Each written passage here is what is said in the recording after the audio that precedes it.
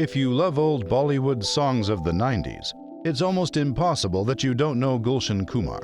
While living the peak time of his career, the cassette king and one of the most impactful figures of Bollywood, Gulshan Kumar was shot dead in a cold-blooded murder outside a temple in suburban Andheri. But why this all happened to a legendary producer and founder of the music label T-Series? Join us today as we're going to reveal some hidden facts behind the scene and the reason for this assassination. Almost 24 years ago, on August 12, 1997, Gulshan Kumar was shot dead when coming out of a temple at Jeet Nagar in Juhu. According to reports, 3 assailants had shot 16 bullets, killing him on the spot and leaving the whole Mumbai astonished. Being the heart of the Bollywood film industry, Mumbai is the real place where most of Bollywood legends started their career. And within a few years, the Bollywood industry became one of the wealthiest film industries in the world. The rise of Gulshan Kumar. Born on May 5, 1951, Gulshan Kumar was the one who brought Bollywood music to every home in India. His father used to sell juice in the Daryanj area of Delhi, but the lifestyle his parents could provide him wasn't good enough to live everyday life. So after spending a struggling decade of his childhood, he started selling cassette audio records on the cart. And that step became the base of his career, where he began his journey and became the king of the vast music industry of Bollywood. After a few years, he further expanded his business and started his company under the name Super Cassette Industries. He later opened a music company in Noida adjoining Delhi and spread the business of selling music cassettes of the finest quality in the 1970s. In this way, his business flourished so much that he started exporting audio cassettes and became a millionaire. There was a time when Gulshan Kumar became the most successful person in the Indian music industry. After this, he turned to Bollywood and moved to Mumbai. However, very few people know that Gulshan Kumar established the T-Series music label under this music company Super Cassette Industry. T-Series is the largest producer of music and videos in the country. Not only this, the main tasks of T-Series is to make music in films, make remixes of old songs, devotional music, make albums, etc. Now it has become a well-known name in the field of film production. Although Gulshan Kumar started a music production company in Noida, but after a few months when he observed a relative growth in his business, he moved to Mumbai. The cassette king started his career with a movie named Lal Dupata Mal Malka in 1989. Next was the big hit Ashiqui in 1990, which is remembered for its music by Nadeem Shravan. Apart from that, Gulshan Kumar has worked in many productions, including Bahar Aantak, Dil Hai Kumanta Nahin, Ai Milan Kirat, Mira Ka Mohan, Jina Marna Tersang, and Bewafa Sanam. From the beginning of his career, Gulshan Kumar was a very cooperative person and made a significant contribution to his career by giving a break to many singers, including Sonu Nigam. After a few successful years of this company, Gulshan Kumar founded the T-Series. Today, T-Series has become one of the biggest music and film producers in Bollywood. Being a generous person, Gulshan Kumar also worked for multiple charities and NGOs to help poor people of India to grow and have a better lifestyle. He even founded a Bandari at Vaishno Devi, which still provides free food to the pilgrims and people who visit there today. How was he murdered? On August 12, 1997, Gulshan Kumar Dua was killed by a gunshot outside the Jiteshwar Mahadev Mandir that he visited daily.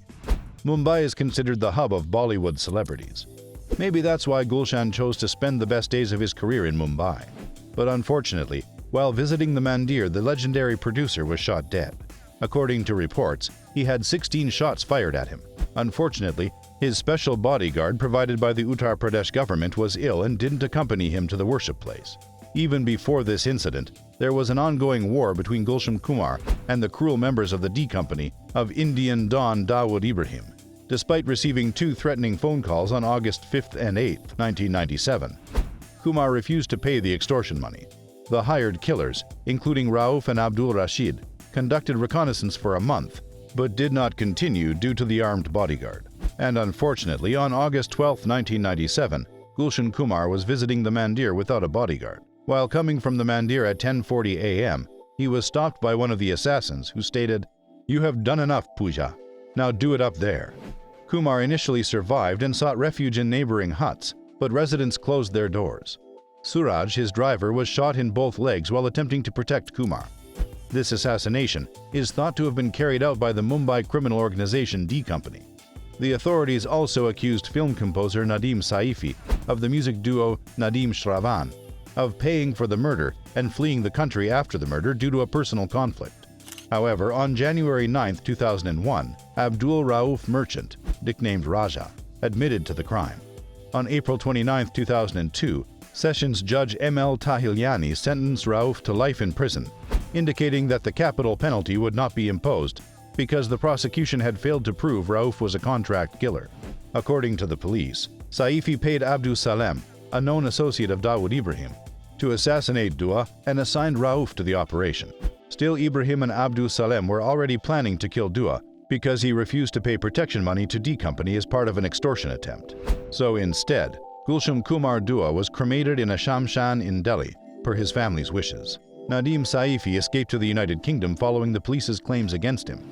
The case was heard in the London High Court in 2001, and the Indian government's request for extradition was denied on the grounds that there was no prima facie case against Saifi.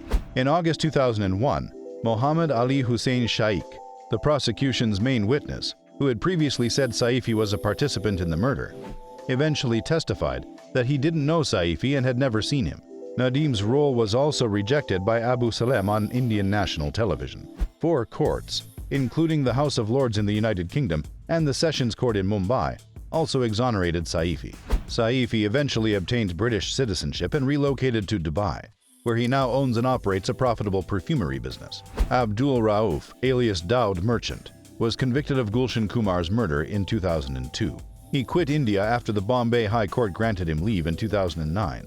In 2016, he was deported from Bangladesh, and currently he's being held in Mumbai's high-security Arthur Road jail. The Mumbai Mafia's control and extortions had an impact on Bollywood in the late 1980s and early 1990s. The influence of organized crime in the film business was so strong that there were frequent stories of movie stars attending gatherings given by mafia bosses and reportedly benefiting from their patronage. For example, Gulshan Kumar is said to have refused to pay extortion to mobster Dawood Ibrahim, and that's why he was shot dead by gunshots. Now let's see the role of investigation departments and authorities in this case.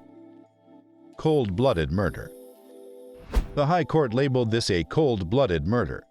It said Abdul Rauf Merchant had no hesitation about shooting at Kumar. As a result, the brothers Abdul Rauf Merchant and Abdul Rashid Merchant were found guilty under Indian Penal Code Sections 302, murder, 34, common intention, and 120B, criminal conspiracy, as well as provisions of the Arms Act. It further stated that Rauf deserves no mercy and will not be eligible for any remissions. In the case of Rashid, the court determined that there are compelling reasons to set aside the acquittal. It claimed that Rashid's role was inextricably linked to Rauf's because both of them shot at Kumar. Senior counsel Satish Manishinde, who represented the Merchant brothers in court, told the media about the overturning of the decision by saying that turning an acquittal into a conviction requires extremely insightful grounds. I have always felt that the trial court verdict was without flaws, and having watched the witnesses depose, the trial court was far more aware of the depositions and mannerisms of the witnesses and had an opportunity to view them while deposing, so it was more rightful in acquitting the accused. 19-year-long appeal. The appeal in the Bombay High Court was filed as soon as the decision was made. Abdul Rauf Merchant filed his appeal on August 5, 2002. The state government filed its appeal on September 1, 2002, challenging the acquittals of Torani and Abdul Rashid Dawood Merchant. They were found not guilty of all charges. According to attorneys involved in the cases, the appeals were accepted in 2002. Rauf, who was then serving a life sentence in a jail in Nashik, absconded once more in April 2009 while on leave from the prison. He was supposed to be released after 14 days.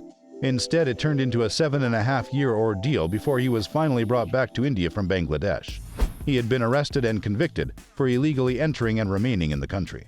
According to the High Court's website, Rauf's appeal has been listed at least 70 times over 19 years. The first available order was issued in August 2009. In November 2016, he was apprehended and deported to India, where he currently resides. Several orders issued by the court before this date discuss the progress in regaining Rauf's children's custody. Since 2005, the government's appeal has been listed on the docket 25 times, and it has been tagged with Rauf's appeal. The final decision by the court is yet to be announced. The trials and appeals are still becoming part of the story. But looking at the facts, the killing of such a legendary person in a brutal way will always be remembered as the black day in the history of Bollywood. That's all for today's video. If you're new to the channel, make sure to drop us a like and subscribe to the channel. Thanks for watching, and we'll see you soon.